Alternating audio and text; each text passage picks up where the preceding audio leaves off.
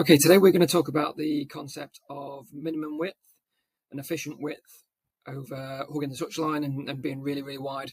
So to start with, the sort of normal concepts of football would be if you're in possession of the ball, like the blue team are here, so we've just won the ball back and then we're getting big, we're getting wide because we want to open up the pitch to play, to make the pitch as big as possible. You'll probably see or expect to get the blue team as big as possible, get our wide players really, really wide, and that allows us space all over the pitch to be able to play and try to make the pitch as big as possible. And in reaction to that, you would probably see the opposition get nice and compact across the pitch, like so, and be nice and compact ball side, and have a nice compact block. What we're going to talk about today is the benefit of efficient width and minimum width. Okay, so if we imagine the opposition have tucked across like this, we've got to ask ourselves a question of, do our wide players here, so the 7 and the 2, do they need to have chalk on their boots? Do they need to be as maximum width as possible? What benefit does that give us? Well, I suppose it gives us as much of the pitch as possible, and it allows essential players more space to play if they were to attract players, or if they weren't to attract players, that would give them a lot more space so we can play around the opposition if we can't play through them. Okay, the concept I want to talk about is minimum width. And what do I mean by minimum width or efficient width? Well, the 7 here, they've got lots of space. Do they get the same benefit from being here as they do here? Okay, let's just pause on that question for a second. And does the 2 have a similar scenario where do they get the same benefit from being here and the 7 have the same benefit from being here? So what benefits do we have then? One, I can still play. So if that ball was to come through and eventually, let's just play, presumption's sake, that ball's been played through, we've got to the 7. Okay, with this amount of space, which is probably about 10 yards on a football pitch. Okay, can I achieve the objectives I would still want to achieve from being here?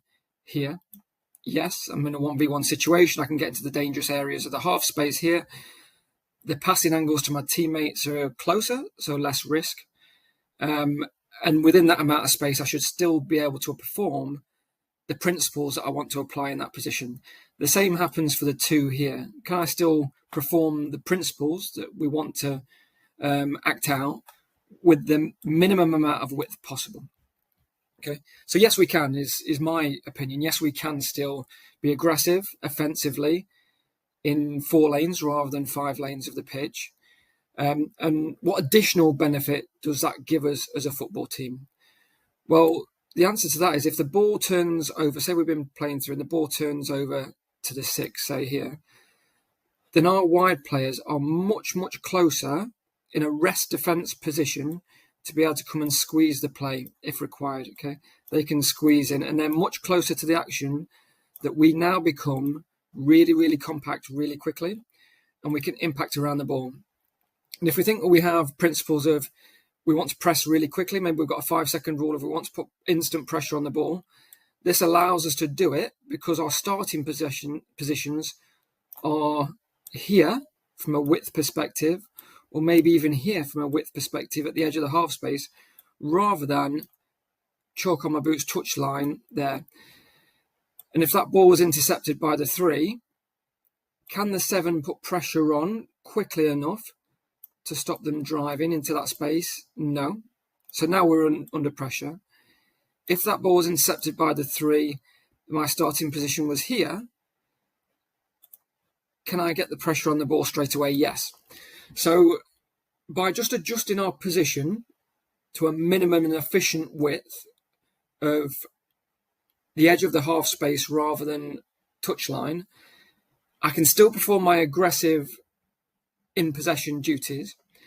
And then in a rest defence perspective, when the ball turns over, I can put immediate pressure on the ball, and then I can look to get compact, and we can look to win the ball back much quicker and give the opponent much less opportunity. And I'm much closer if we did win the ball back here, because I put instant pressure on. My teammates are nice and close, 10 to 15 yards. There's a lot less risk on those balls when we play. We're just a lot more compact and sustainable in terms of how we approach football. So that's the concept of minimum width versus the traditional view of just be as wide as possible and make the pitch as big as possible. We're saying, can we work to an efficient level of width where we're both thinking that we can be aggressive in attack with the ball, and if the ball does turn over, then we can look to win the ball back really, really quickly because we're much closer to the action.